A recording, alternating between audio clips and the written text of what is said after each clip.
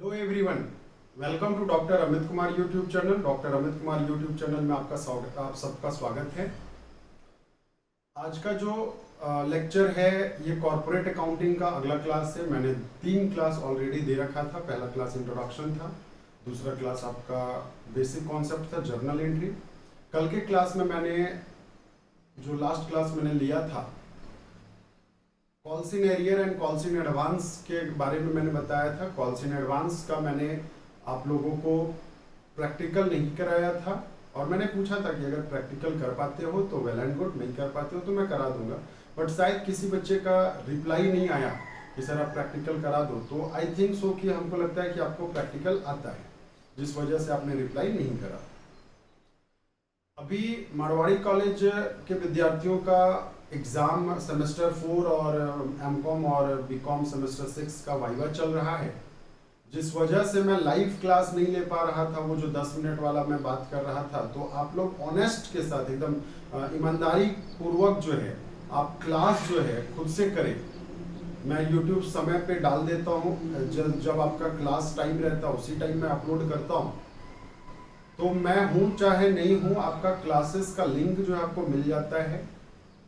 तो आप सभी विद्यार्थी जो है ईमानदारी पूर्वक जो है वो क्लास को करें, क्योंकि मैंने देखा कि पहला क्लास जो है वो बहुत अच्छा रिस्पांस था, दूसरा क्लास थोड़ा सा अच्छा रिस्पांस था, तीसरा क्लास डाउन होते गया, धीरे धीरे कम होते जा रहा है। तो ये थोड़ी अच्छी मैसेज नहीं जाती है स्टूडेंट के लिए, तो ये चीज़ को आप थोड़ा देख लेंगे। और जो अभी तक चैनल को सब्सक्राइब नहीं कर रखे हैं वो चैनल को सब्सक्राइब कर लीजिए, बेल बटन प्रेस कर लीजिए, ताकि नया नोटिफिकेशन जब भी मैं वीडियो का अपलोड करूँ तो आपको मिलता रहे।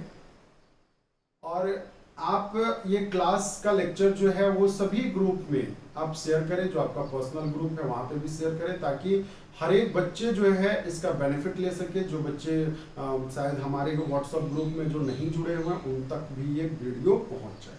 ठीक है, चलिए। तो आज के क्लास में जैसा कि मैंने आपको पिछला क्लास बताया था, मैं कंसिडरेशन अदर देन कैश की बातें करूंगा। तो आज का जो क्लास होगा वो कंसिडरेशन अदर देन कैश के बारे में होगा। फिर इसके बाद जो है मैं कुछ प्रैक्टिकल क्वेश्चन जो है आज आपको होमवर्क भी दूंगा। ठीक है, तो मैंने लास्ट क्लास जो है मैं थोड़ा देख लेता हूं। मैंने calls in arrear, calls in advance, ठीक है, ये मैंने करा दिया था। कॉल्स इन एडवांस भी करा दिया था।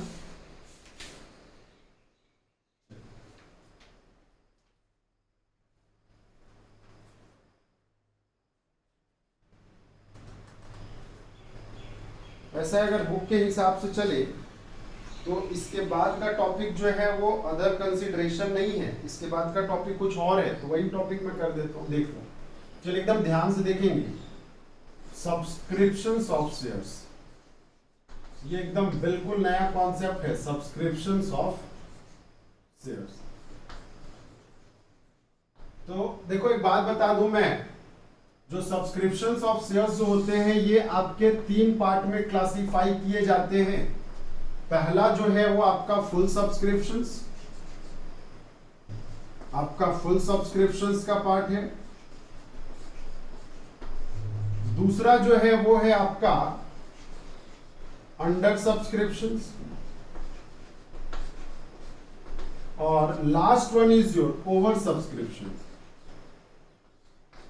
सबका अपना अपना कहानी है। ओवर सब्सक्रिप्शंस सबका अपना अपना कहानी है। फुल सब्सक्रिप्शंस का भी एक कहानी, अंडर सब्सक्रिप्शंस का भी और ओवर सब्सक्रिप्शंस का भी। याद करिए, मैंने subscribed shares capital last class बताया था, मैं उसी से स्टार्ट करता हूं। फुल सब्सक्रिप्शंस का कंपनी ने ऑफर किया है 50,000 शेयर्स कि मेरे पास आइए और 50,000 शेयर्स जो है मैं इशू करने वाला हूं, आप ये 50,000 शेयर्स लेकर के चले जाओ। ये ऑफर किया कंपनी ने आम जनता के बीच में।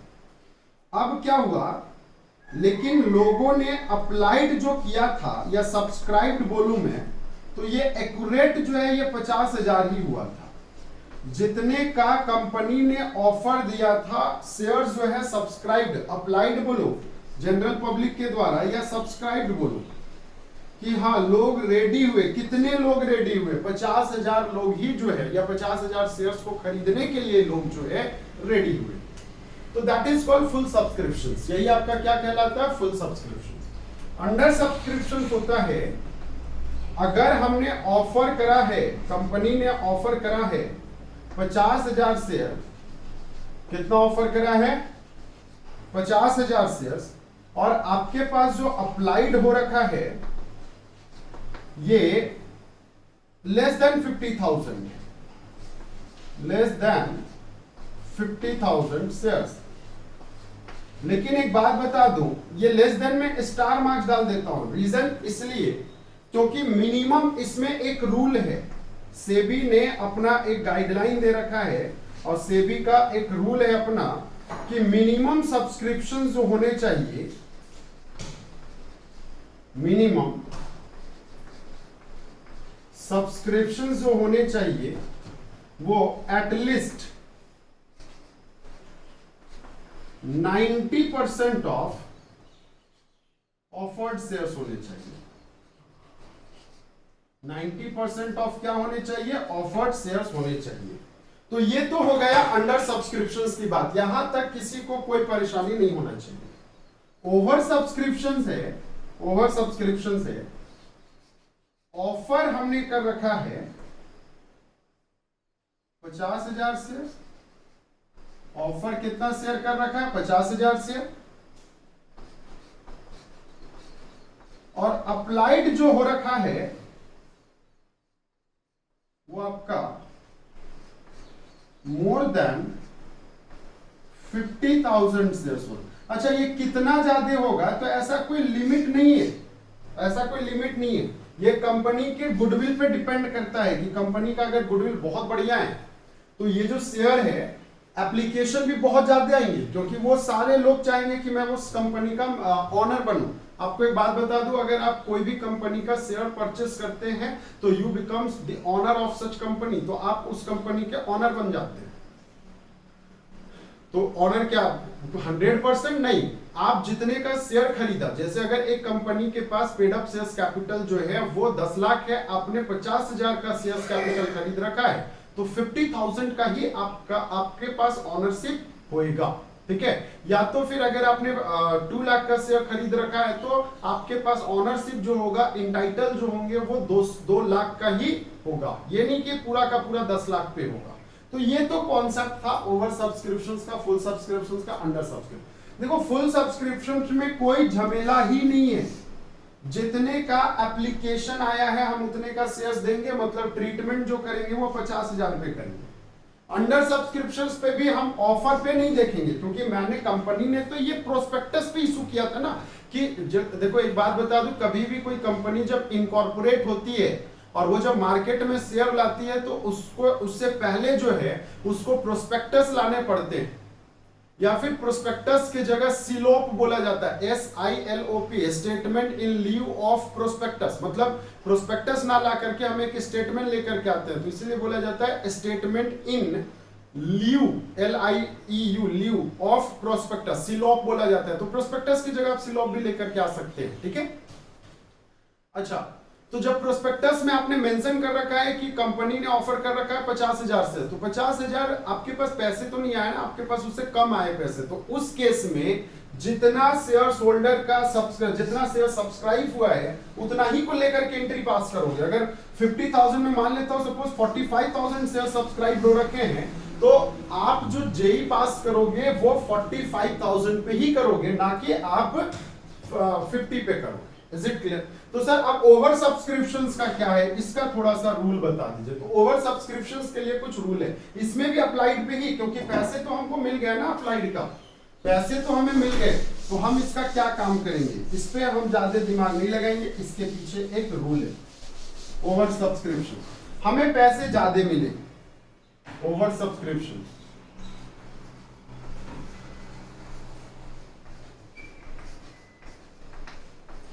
ओवर सब्सक्रिप्शंस में हमें जो है पैसे जो है वो ज्यादा मिले, तो एक्सेस मनी जो भी मिलेगा हमें,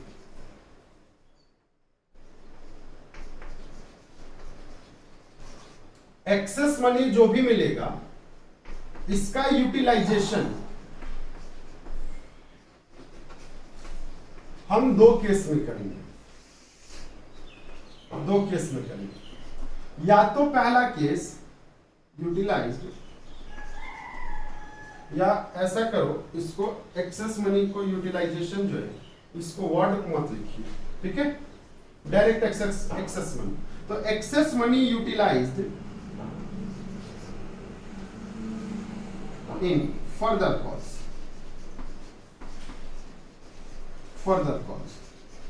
जैसे अगर एप्लीकेशन में आपको एक्सेस मनी मिला तो एप्लीकेशन के बाद अलॉटमेंट है, फर्स्ट कॉल है, सेकंड कॉल है, फाइनल कॉल है, तो वहां पे आप ये पैसा को यूटिलाइज्ड कर लेंगे, ये केस। दूसरा, और या अगर ना करो तो आप रिफंड कर सकते हो, रिफंड दी एक्सेस अमाउंट। एक्सेस अमाउंट जो भी है एक्सेस मनी उसको डायरेक्टली रिफंड कर दो। लेकिन ये काम जो है बहुत कम लोग करता है। क्यों रिफंड करेगा भाई? जब कंपनी के पास एक्स्ट्रा पैसा मिल चुका है तो उसको वापस क्यों करेगा? वो कंपनी यूटिलाइज कर लेगी उसको। तो ये कॉन्सेप्ट होते हैं आपके यहाँ पे। अच्छा, यहाँ पे यूटिलाइज कहने का मतलब ये भी हो सकता है, अगर हम मान लेते हैं सपोज एप्लीकेशन में हमें पैसे मिले, हमें पैसे कहां पे मिले? एप्लीकेशन में मिले, तो इसका यहां पे हमको एक्सेस मनी मिल रहा है, ये एक्सेस मनी जो है हमें एप्लीकेशन में मिल रहा है, तो ये पैसा को हम यूटिलाइज कर लिए, मान लेते हो सपोज अलॉटमेंट में, अलॉटमेंट में, दूसरा फर्स्ट कॉल में, तीसरा सेकेंड एंड फाइनल कॉल में, फाइनल कॉल में। अच्छा, इसके बाद भी अगर पैसा बच गया, इसके बाद भी अगर पैसा बच गया तो then it will be refund, it will be refunded. तो ये आपका जो पैसा है वो रिफंड कर दिया जाएगा अगर आपका इस यूटिलाइजेशन के बाद भी अगर बच गया तो। या फिर क्वेश्चन में ही कभी कभी मेंशन रहता है कि हमने जो भी एक्सेस पैसे लिया वो हम अलॉटमेंट में यूज करेंगे और फर्स्ट कॉल में करेंगे, बाकी पैसा हम रिफंड कर देंगे, ये भी हो सकता है। या तो फिर ऐसे भी रहेगा कि अलॉटमेंट में यूज करेंगे, जब तक पूरा यूज ना हो जाए तब तक हम रिफंड ही नहीं करेंगे, ये भी हो सकता है। Is it clear? तो अब इसी में प्रोराटा भी है, तो प्रोराटा देखो, जब तक ओवर सब्सक्रिप्शन नहीं समझ में आएगा प्रोराटा नहीं समझ में आएगा। प्रोराटा कहने का मतलब एक सिंपल ऐसा क्वेश्चन जिसमें पूरा का पूरा सारा कॉन्सेप्ट ही हो, जिसमें पॉलिसी एरियर भी हो, ओवर सब्सक्रिप्शंस की बातें हो, फॉरफीचर्स हो, री इशू हो, ठीक है ना, री इशू ऑफ फॉरफिटेड शेयर्स हो, तो ये सब कॉन्सेप्ट एक ही क्वेश्चन में हो, तो वही क्वेश्चन को प्रोराटा बोलते हैं और कोई क्वेश्चन नहीं बोलते। आई बात समझ में? तो हमने आपको पिछला क्लास कॉल सिनेरियर बता दिया था, तो वो कॉन्सेप्ट क्लियर हो गया था। आज के क्लास में मैं ओवर सब्सक्रिप्शन बता रहा हूं, तो शायद आज का क्लास जो है वो क्लियर हो जाएगा। Is it clear? तो ओवर सब्सक्रिप्शन के लिए आपको कुछ नहीं करना है, ओवर सब्सक्रिप्शन के लिए एक टेबल बनाने हैं आपको, जिस टेबल का नाम होता है ओवर सब्सक्रिप्शन टेबल। अगर सर ये ना बनाओ तो भी कोई दिक्कत नहीं है, लेकिन आप अगर बना लेते हो तो आपको ज्यादा सुविधा होगी।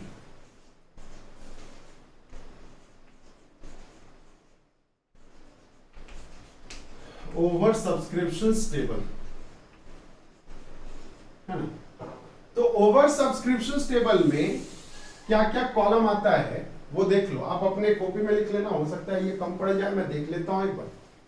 सबसे पहला कॉलम होगा नंबर ऑफ शेयर अप्लाइड का, पहला कॉलम कितना शेयर्स हमने अप्लाइड किया। दूसरा है आपका नंबर ऑफ शेयर अलॉटेड का, अलॉटेड का। तीसरा है application money received on applied sales, applied sales। ये आप अपने कॉपी में आगे पीछे करके लिख सकते हो, कोई दिक्कत नहीं है। देन इसके बाद application money received on allotted share, जो जितना शेयर्स हमने अलॉट किया है उस पर हमारा क्या एप्लीकेशन मनी बनेगा? सरप्लस, अगर कुछ हमें एक्सेस हो रखा है तो, या फिर एक्सेस मनी इसी को बोलते हैं, एक्सेस मनी। इसके बाद money adjusted,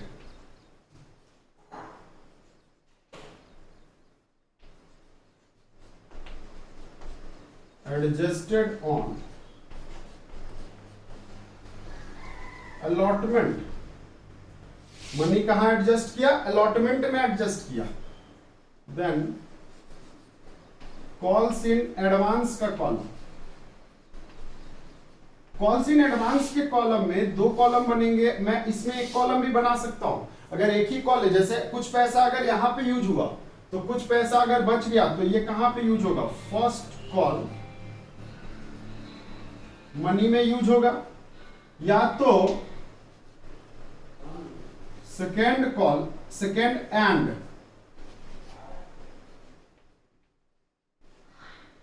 final call money में यूज होगा। Second and final call money में यूज होगा।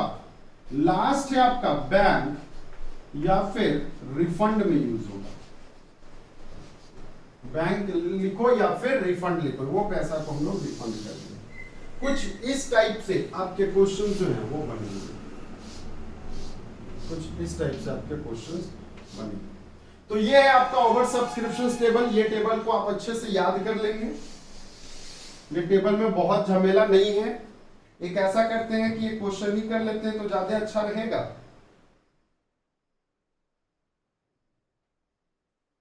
चलिए,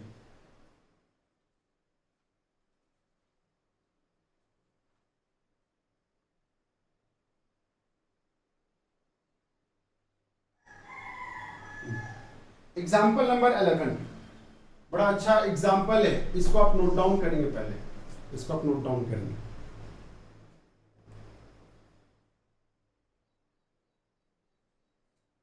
एग्जाम्पल नंबर 11 में क्या बोल रखा है?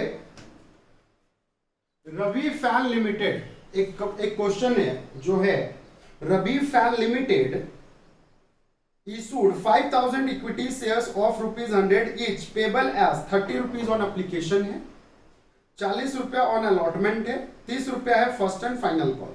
देखो तीन ही चीज है। एप्लीकेशन मतलब यहां पे ये दो कॉलम नहीं बनेंगे, आप इसको फॉर्मेट में लिख लेना। अगर ये 3 कॉलम का होगा क्वेश्चन तो 3 कॉलम यहां पे बनेगा। 3 कॉल्स का होगा तो जैसे इसमें एक कॉल है तो ये आपका सीधा सा है, यहां पे फर्स्ट एंड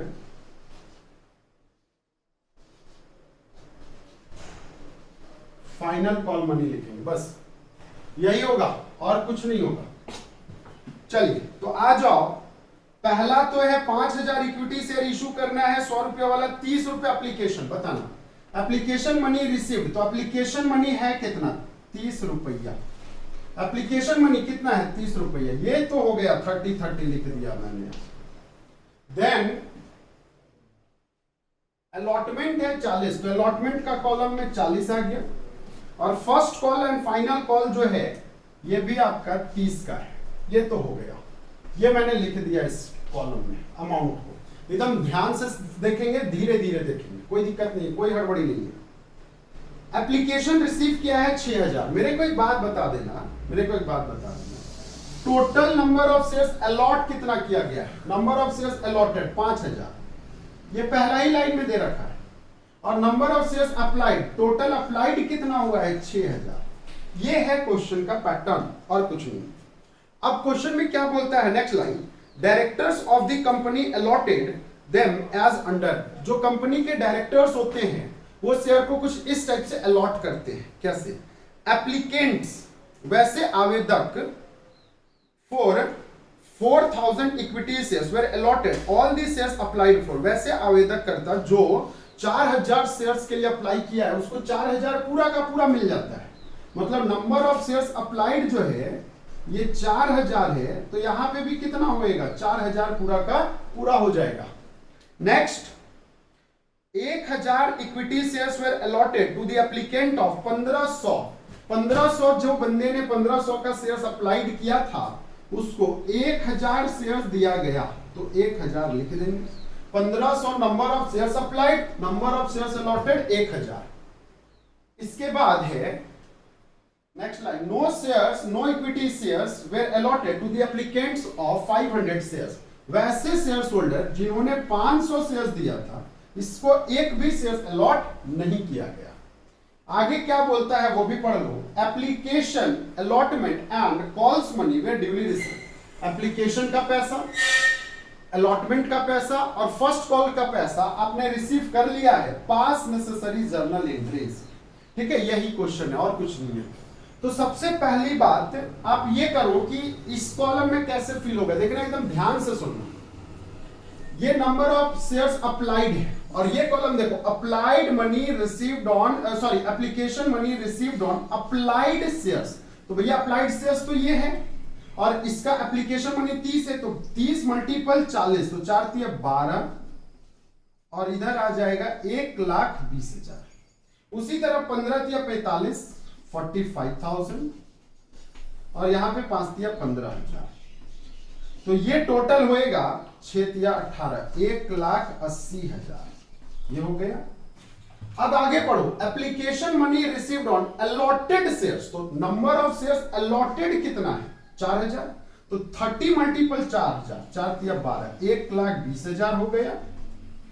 10,000 मल्टीपल 30,000 हो गया। और यहां तो जीरो है, तो जीरो से कोई भी डिजिट को मल्टीप्लाई करेंगे तो जीरो ही आता है, तो ये आ गया 1,50,000। अब एक्सेस मनी या सरप्लस मनी जो है, ये आपका ये दोनों को माइनस करने के बाद होता है। तो 1,20,000 माइनस 1,20,000 तो नील होगा। 45 माइनस 30 तो 15,000 होएगा। और यहां पे 15 माइनस 0 तो 15,000 ही होगा। टोटल करो, ये 30,000 होगा। यह चेक करने के लिए मैं बता दूं, 1,80,000 माइनस 1,50,000 करोगे तब भी 30 ही आएगा। आगे बढ़िए, अलॉटमेंट। मेरे को एक बात बताना, क्या एक्सेस मनी है? तो जब एक्सेस मनी है ही नहीं, एक्सेस मनी है ही नहीं, तो क्या एक भी पैसा आगे एडजस्ट होगा? नहीं होगा। क्या रिफंड होगा? तो वो भी नहीं होगा। अब आ जाओ आगे इसका। 1,50,000, 15,000 है। 15,000 में शेयर्स कितने का दिया? 10,000 का, 1,000 का दिया। तो मेरे को एक बात बताना, common sense, money adjusted on allotment. Allotment में ड्यू पैसा कितना? 40 रुपया। तो 40 रुपया करके 1,000 पे मांगोगे तो ड्यू पैसा कितना होगा? 40,000 होगा। आई अगेन रिपीट, आपके पास टोटल 15,000 है, तो 15,000 को आप यूटिलाइज करोगे फर्दर कॉल्स में, मतलब अलॉटमेंट में, फर्स्ट कॉल में, और बच गया पैसा तो रिफंड करोगे। तो कितना पैसा आप अलॉटमेंट में यूज कर सकते हैं? तो आप इसका ड्यू अमाउंट जितना होगा उतना ही यूज कर सकते हैं। तो ड्यू अमाउंट कितना है? 1000 है शेयर्स, एक शेयर्स का कीमत 40 रुपए, तो 1000 मल्टीपल 40 कर लोगे तो 40,000 हो जाएगा। पैसा आपके पास कितना है? 15,000 है, तो क्या 15 पूरा का पूरा अलॉटमेंट में यूज हो गया? अगर आपके दिमाग में चल रहा है सर ऐसा है ना कि यहां पे 45,000 रहता, अगर मान लेते हो सपोज 45,000 रहता है, तो मैक्सिमम यहां पे हम 40 ही यूज करते, क्योंकि ये इसका ड्यू जो है 40 है, बाकी 5,000 फिर आगे बढ़ा देते। Is it clear? बाकी 5,000 आगे बढ़ा देते। उसी तरह मान लेता हूं कि सपोज यहां पे आपका 45 के जगह 45 ना रहता, यहां पे आपका 1,00,000 रहता, तो 40 यहां पे यूज होता, 30,000 यहां पे यूज होता, बाकी 30,000 रिफंड हो जाता। Is it clear? तो ऐसा नहीं हुआ, ऐसा नहीं हुआ। अच्छा ये तो सही था, 45 ये सही था, ये गलत, 15,000। चलिए अब आगे आ जाओ। क्या इसको आपने एक भी शेयर दिया? नहीं। तो जब शेयर ही नहीं दिया है तो क्या अलॉटमेंट पैसा मांगेंगे? नहीं मांगेंगे। क्या फर्स्ट कॉल पैसा मांगेंगे? नहीं मांगेंगे। तो पैसा को क्या करेंगे? फिर रिफंड कर देंगे। टोटल 15,000 यहां पे रिफंड हो जाएगा, और ये 15,000 यहां पे आ जाएगा, ये नील, और ये 15,000 यहां पे आ जाएगा। ये आपका एडजस्टेड हो गया ओवर सब्सक्रिप्शन टेबल में। अब इसी का आपको जर्नल एंट्री पास करने हैं। चलिए इसको नोट डाउन करेंगे, मैं इसका जर्नल एंट्री पास कराता हूं। तो मैं फिर से बता दूं, ऐसा करता हूं मैं, जर्नल एंट्री के लिए ये टेबल को भूल जाओ। जर्नल एंट्री के लिए इसी क्वेश्चन पे मैं एक अच्छा टेबल बना देता हूं, और उस टेबल का नाम डाल देता हूं एनालिसिस टेबल। ऐसे अगर ये डायरेक्ट इससे जर्नल एंट्री पास कर लो, जब आप सीख जाओगे तो डायरेक्ट इससे भी जर्नल एंट्री पास आप कर सकते हैं। तो मैं ऐसा कर रहा हूं, मैं ऊपर का इतना मैं देखता हूं कि मैं एनालिसिस टेबल पास कर सकता हूं कि नहीं कर सकता हूं। देखो मैं कॉलम्स बनाता हूं, है ना, 3 कॉलम्स है तो 3 ही कॉलम बनेंगे। कॉल्स इन एडवांस का कोई कॉन्सेप्ट नहीं है। सबसे पहले 40 रुपया था, देन 30 रुपया, देन 30 रुपया, यही है कॉन्सेप्ट, है ना। नहीं उल्टा बता दिया, ये 40 था और ये 30 था। एप्लीकेशन 30 है, एप्लीकेशन अलॉटमेंट फर्स्ट कॉलम, ठीक है, मैं इसको नहीं मिटा रहा हूं। देखो सबसे पहले एप्लीकेशन में रिसीव्ड वाले कॉलम में बताना कितना पैसा रिसीव किया, 1,80,000, 1,80,000। यहां पे देखो आपको दिखाई दे रहा है, इसलिए मैंने नहीं मिटाया। लेकिन शेयर जो दिया वो कितने का दिया, 1,50,000 का दिया। अब बताना हमने अलॉटमेंट में टोटल कितना मांगा होगा। तो मेरे पास क्योंकि 5,000 शेयर है, 40 रुपया करके 2 लाख रुपया मांगा होगा। लेकिन क्या 2 लाख हमें मिलेगा, नहीं मिलेगा। कितना नहीं मिलेगा, तो 2 लाख में माइनस कर दोगे जो हमारा एडजस्टेड एक्स्ट्रा पैसा है 15,000 का, तो ये हमें नहीं मिलेगा और हमें टोटल मिलेगा 1,85,000। ये तो हो गया। नेक्स्ट 5,000 मल्टीपल 30 तो आ जाएगा 1,50,000 और यही 1,50,000 जो है हमें पूरा का पूरा रिसीव होगा। तो ये तो हो गया एनालिसिस टेबल। मैंने इसको पिछला क्लास में बहुत अच्छे से बताया था, ऊपर में बस हेडिंग होगा analysis table, calls money, called up money, paid up money, और यहाँ पे आपका एप्लीकेशन हो जाएगा, अलॉटमेंट हो जाएगा और फर्स्ट कॉल हो जाएगा। बस क्योंकि जगह नहीं है इसलिए मैंने ऐसा काम किया। अब मैं इसका जर्नल एंट्री पास करता हूँ, जर्नल एंट्री पास करता हूँ। ध्यान से सुनना, मैं मिटा नहीं रहा उसको, मैं डायरेक्ट जर्नल एंट्री पास करता हूँ। यहाँ पे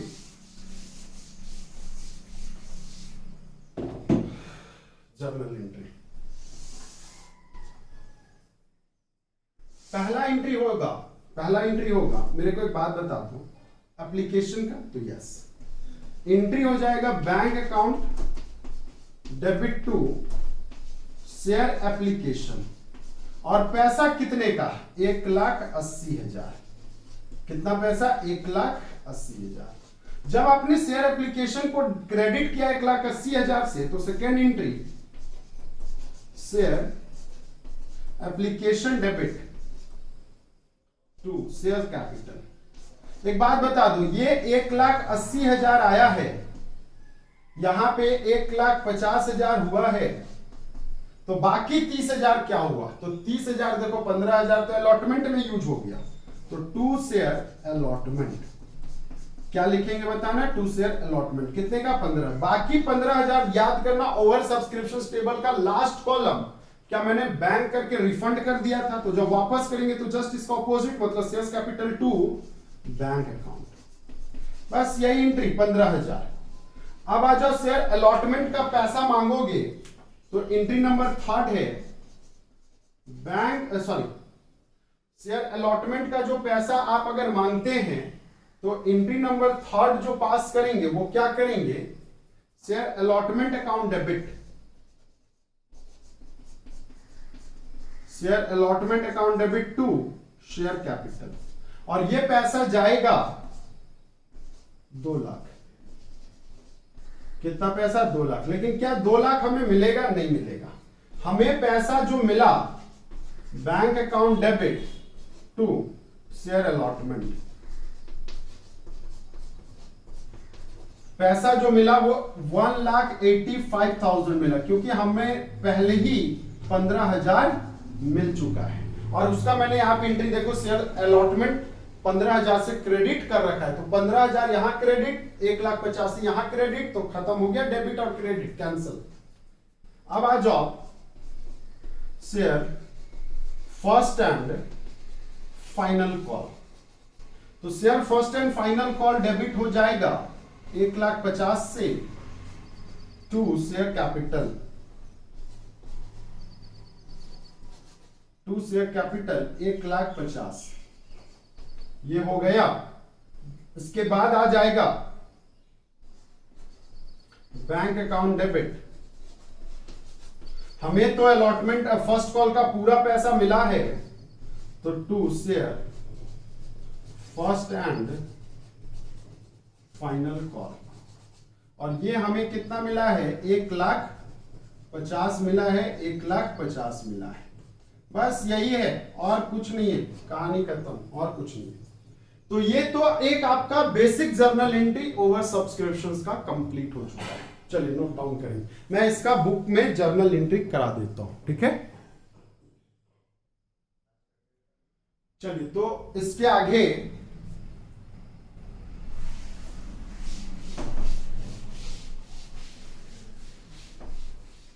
ये तो हो गया।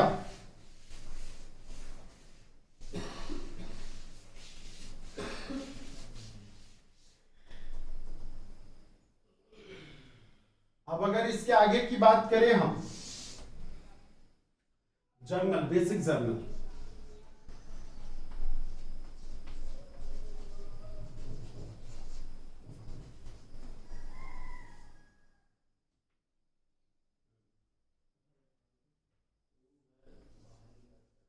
in case of basic journal, in case of over subscription, बस ये है और कुछ नहीं है, ओवर सब्सक्रिप्शन और कुछ नहीं। चलिए तो पहला एंट्री होगा यहां पे bank account debit to share application, share application, ठीक है, ये हो गए, कहानी खत्म। दूसरा एंट्री हो जाता है शेयर एप्लीकेशन का पैसा जो है आप डेबिट कर देंगे। अब ये पैसा, कुछ पैसा शेयर कैपिटल में जाएगा, कुछ पैसा अगर एडजस्टमेंट है तो शेयर अलॉटमेंट में एक्सेस पैसा जो है वो अभी जैसे डाला था, या अगर first call and second call है तो इसको हम डायरेक्टली जो है कॉल्स इन एडवांस लिख सकते हैं, या तो फिर शेयर फर्स्ट कॉल लिखिए to share second and final call लिखिए, कुछ इस टाइप से, ठीक है। और लास्ट में टू बैंक अकाउंट, बैंक मतलब जो पैसा रिफंड कर दिया, ये मैंने आपको बता रखा था। नेक्स्ट है आपका तीसरा शेयर अलॉटमेंट अकाउंट को डेबिट करेंगे to share capital, to share capital. तो ये तो हो गया, ये हो गया आपका, यहां तक कोई झमेला नहीं है। अब अगर हम इसके आगे की बात करें, नेक्स्ट कॉन्सेप्ट, तो अब पैसे जो मिलेंगे हमें यहां पे बैंक अकाउंट मिलेंगे, टू शेयर अलॉटमेंट मिलेगा, और यहां पे आप नेट अमाउंट दिखाएंगे। नेट अमाउंट, नेट अमाउंट मतलब क्या हो गया कि आपका यहां पे डेबिट था, क्रेडिट अगर है तो इसको माइनस करके जो बैलेंस बचेगा वह। इसी तरह next entry share first call का होगा, फर्स्ट कॉल होगा टू शेयर कैपिटल, इसके बाद बैंक अकाउंट, फिर से यहां पे टू शेयर फर्स्ट कॉल, यहां पे भी आपका जो है वो कुछ इसी टाइप से नेट फिगर जाएगा, यहां पे नेट फिगर जाएगा। और लास्ट फाइनल कॉल भी वही है, 7 नंबर 8 नंबर, ये तो आप बना लेना, बस इसी में शेयर फर्स्ट कॉल की जगह सेकंड कॉल हो जाएगा, यहां पे भी सेकंड एंड फाइनल कॉल होएगा, और कुछ नहीं होएगा, कोई चेंजेस नहीं। चलिए इसको नोट डाउन करेंगे। इसके आगे मैं बात कर रहा हूं आपका अदर देन कैश वाला कॉन्सेप्ट।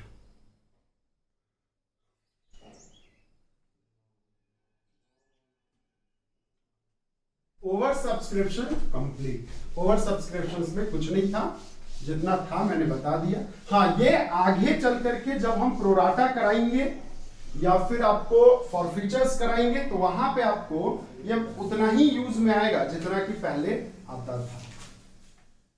अब आ जाओ नेक्स्ट कॉन्सेप्ट नंबर बी, शायद, क्योंकि ये तो मैंने बता दिया था, issue of share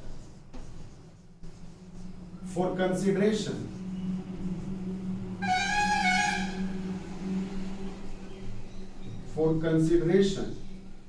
other than cash, other than cash, cash के अलावे।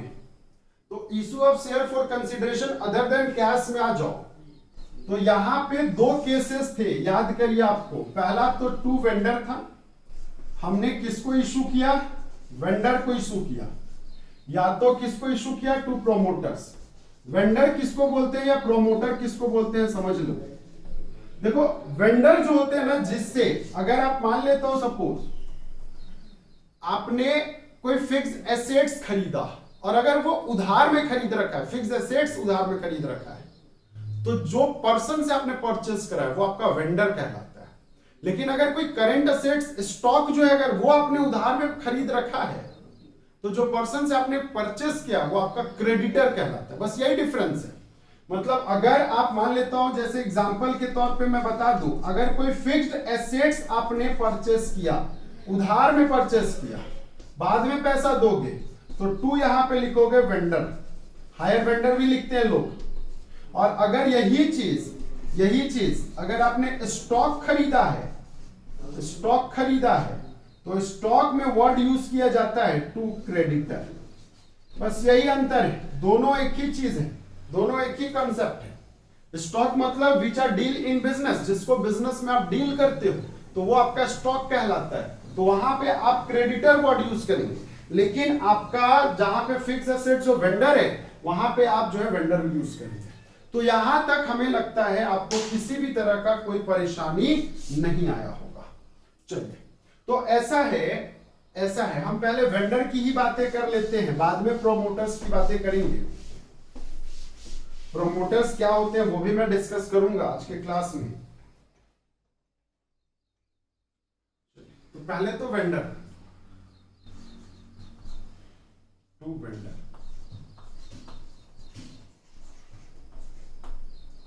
To vendor.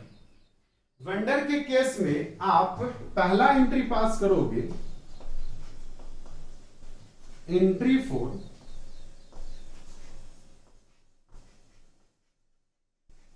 Purchase of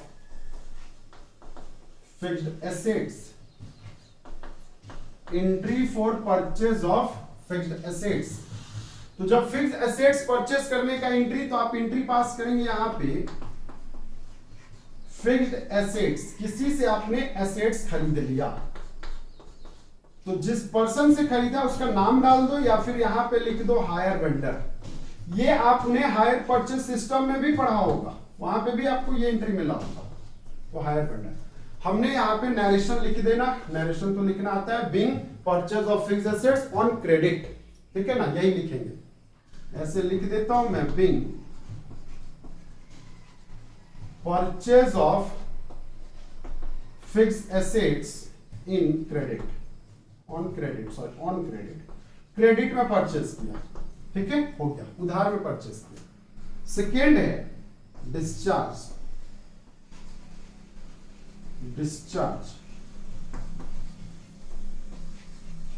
the due amount, discharge the due amount of higher vendor, discharge the due amount of higher vendor by issuing of share. तो अब देखो share issue कर सकते हो तीन case में। क्या क्या केस होगा? या तो एट पार में इशू करोगे, जितने का आपका एसेट्स है उतना ही का जो है प्रीमियम, या तो एट डिस्काउंट, ठीक है। जितने का एसेट्स है उतना ही का मैंने रुपया इशू किया, या तो फिर हमने उससे ज्यादा किया या तो उससे हमने कम किया, यही होता है। तो जब पार में होएगा तो यहां पे जेई जो पास होगा वो कुछ इस टाइप से होगा, hire vendor account debit to equity shares capital, बस यही होगा और कुछ नहीं होगा। हायर वेंडर, आप फुल फॉर्म लिख लेना, hire vendor account debit to equity share capital. उसी तरह अगर यहां पे जाएं तो ये भी आपका hire vendor account debit to, अच्छा इक्विटी के जगह शेयर कैपिटल भी लिख लो क्योंकि प्रेफरेंस भी हो सकता है ना यहाँ पे, टू सिक्योरिटीज प्रीमियम। वर्ड क्या यूज किया हमने? सिक्योरिटीज प्रीमियम वर्ड यूज किया, ठीक है। तो hire vendor to shares capital to securities premium. और डिस्काउंट का केस है तो हायर वेंडर अकाउंट डेबिट कम दिया। Next discount on issue of share, discount on issue of share debit to share capital, to share capital. मतलब यहां पे आपने hire vendor account debit, discount on issue of shares account debit to share capital word आप use करेंगे। ठीक है। अच्छा, कभी कभी नंबर ऑफ शेयर्स जो है ना मिसिंग होते हैं। नंबर ऑफ शेयर्स क्वेश्चन में नहीं देते हैं कि नंबर ऑफ शेयर्स हमने कितना इशू किया है। तो जब वो आपको मिसिंग रहे, जब वो आपको मिसिंग रहे तो उसको आप कुछ इस तरह से निकालते हैं। Note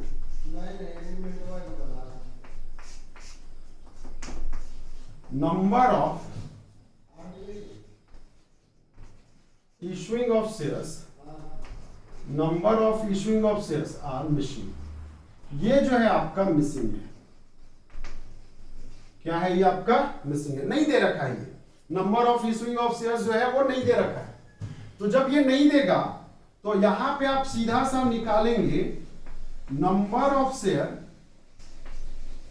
is equal to due amount to vendor. जितना वेंडर को पैसे देने हैं वो ले लो, डिवाइडेड बाई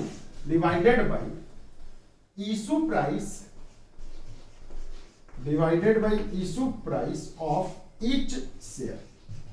प्रत्येक शेयर का जो इशू प्राइस होगा वो लिया जाएगा। स्टार मार्क्स डाल देते हैं, स्टार मार्क्स डाल देते हैं। इसका कहने का मतलब ये हो गया कि अगर एट पार है, एट अगर पार है तो पार में इसका वैल्यू 10 हो जाएगा। मान लेता हूं सहजता के लिए एग्जांपल है, अगर ये एट प्रीमियम है, प्रीमियम है तो 12 हो सकता है। अगर एट डिस्काउंट है तो ये आपका 9 हो सकता है। कुछ इस टाइप से हो जाएगा। मतलब यहां पे अच्छा, इसके जगह में ये भी हो सकता है, अगर ये 100 का है तो 100 हो गया, 110 हो गया, 90 हो गया। ये तो वट एवर दी अमाउंट, जो भी अमाउंट होंगे वही लिखा जाएगा। मतलब एक शेयर्स का इशू प्राइस क्या होगा, सिर्फ एक शेयर्स का, और total number of due amount. तो चलिए ये तो क्लियर हो गया। इसका एक क्वेश्चन कर लेते हैं। ठीक है, एक क्वेश्चन कर लेते हैं, ज्यादा अच्छे से समझ में आ जाएगा। इसको नोट डाउन कर लेंगे, मैं बिटा रहा हूं।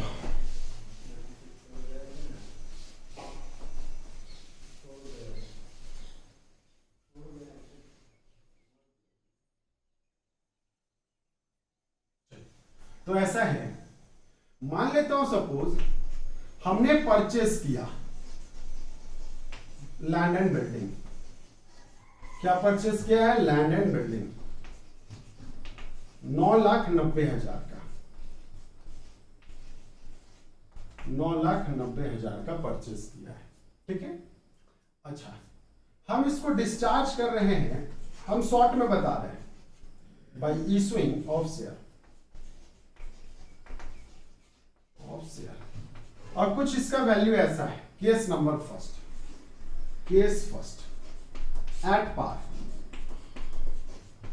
एट पार है at the rate of ₹100 each, बस यही दे रखा है। तो नंबर ऑफ शेयर्स जो है वो कितने का दे रखा है ये नहीं पता है आपको।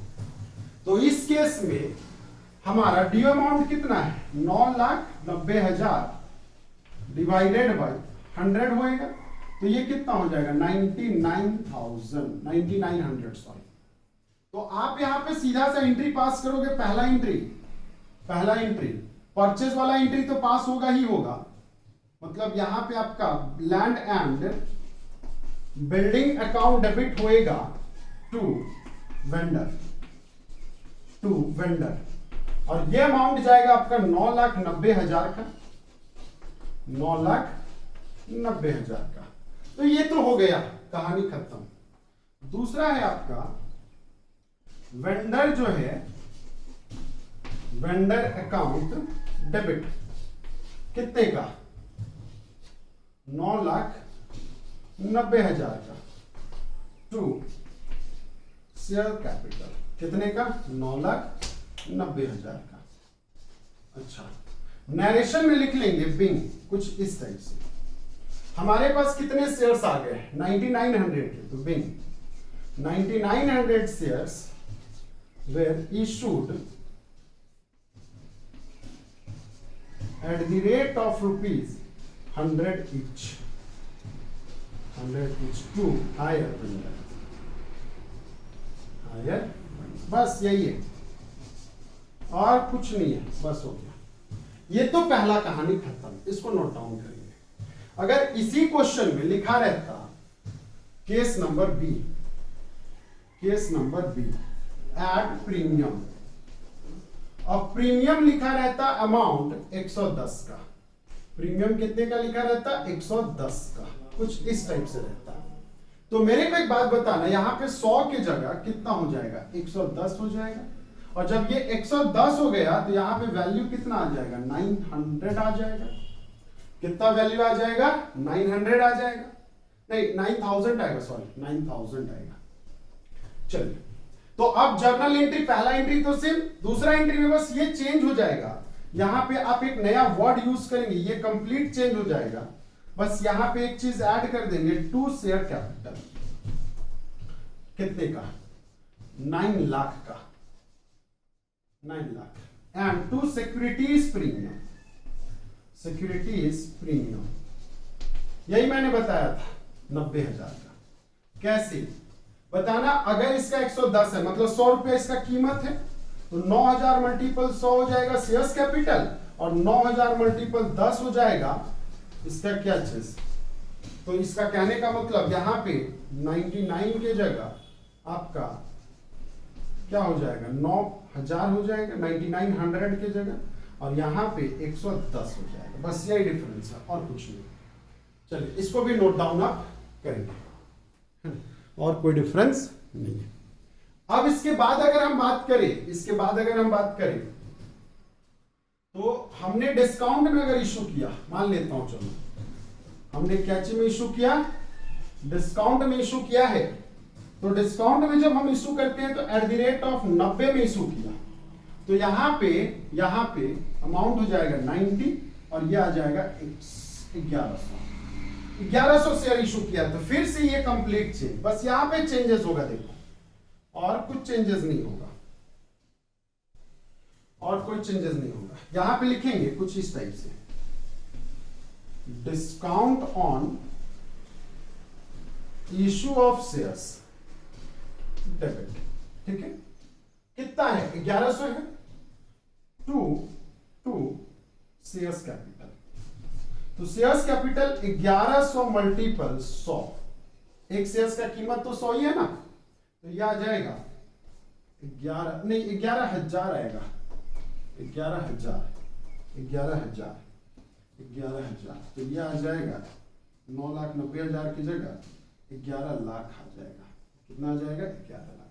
और अगर हम इसका 10 करें तो 1,10,000 जो है आपका डिस्काउंट आ जाएगा, ठीक है, डिस्काउंट। क्योंकि यहां पे कैसे 11,000 मल्टीपल 10 रुपया, और यहां पे 11,000 मल्टीपल 90 रुपया, क्योंकि 90 का हम शेयर इशू कर रहे हैं, ठीक है। तो यहां पे हम लिखेंगे being 11,000 shares were issued at the rate of ₹90 each, ठीक है ना। बस यही कॉन्सेप्ट है, और कोई कॉन्सेप्ट नहीं है। तो मेन फंडा आपका ये था, अच्छा, प्रोमोटर में भी कुछ ऐसे ही केस है, लेकिन प्रोमोटर्स में ये वाला एंट्री पास नहीं होगा। प्रोमोटर्स क्या होता है ना, जो कंपनी को जो लोग बनाते हैं वो कंपनी के प्रोमोटर्स कहलाते हैं।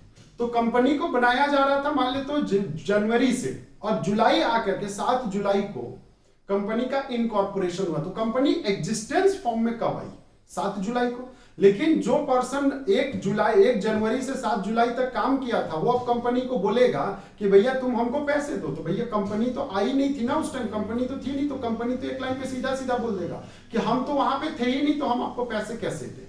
तो लेकिन अगर ये बात बोलता है तो फिर इस केस में जो बंदा आपको बनाया, अगर उसी का अगर आप रेस्पेक्ट ना करो तो फिर मार्केट में आपका कोई वैल्यू रह जाएगा? तो I think so no. Promoters ने अगर आपको बनाया है और आप उसी को अगर शेयर्स ना दो तो मार्केट में तो आपके शेयर्स ही नहीं बिकेंगे। तो प्रोमोटर्स को जो है शेयर्स जब दिया जाता है तो डायरेक्टली एंट्री पास किया जाता है। नंबर ऑफ शेयर्स कुछ ऐसे ही निकालेंगे जैसे वहां पे निकालते थे, वैसे ही निकालेंगे, वेंडर वाला कॉन्सेप्ट। बस इसका जर्नल एंट्री चेंज हो जाएगा। जर्नल एंट्री चेंज हो करके लिखा जाएगा गुडविल अकाउंट डेबिट, या तो फिर गुडविल के जगह यह भी लिखा जाता है कॉस्ट ऑफ इनकॉर्पोरेशन। इनकॉर्पोरेशन मतलब कंपनी को बनाने का जो खर्चा है वो account debit to to to क्या लिखेंगे बताना, शेयर्स कैपिटल। शेयर्स कैपिटल ये हो जाएगा बस, और कोई झमेला नहीं है, और कोई झमेला नहीं। ये तो पार का केस था सर, अगर यही प्रीमियम का केस रहेगा तब तो प्रीमियम में बस यहां पे कुछ नहीं, मैं गुडविल लिखूंगा, टू क्या लिखूंगा, शेयर्स कैपिटल, टू क्या लिखूंगा, सिक्योरिटीज प्रीमियम, बस और कुछ नहीं। अगर यही चीज आपका डिस्काउंट का केस रहेगा तो गुडविल लिखा जाएगा, डिस्काउंट लिखा जाएगा, टू सिक्योरिटीज प्रीमियम लिखा जाएगा, बस और कुछ नहीं, ठीक है ना। तो नहीं सॉरी शेयर्स कैपिटल लिखा जाएगा, टू शेयर्स कैपिटल, बस और कुछ नहीं। बाकी नॉर्मल कॉन्सेप्ट था वही कॉन्सेप्ट। तो मैंने आज के क्लास में vendor consideration to other cash वाला भी बता दिया, साथ में मैंने ओवर सब्सक्रिप्शंस भी बता दिया। Is it clear? तो चलिए बाकी बातें जो है मैं अगले क्लास में करता हूं, तब तक के लिए थैंक यू।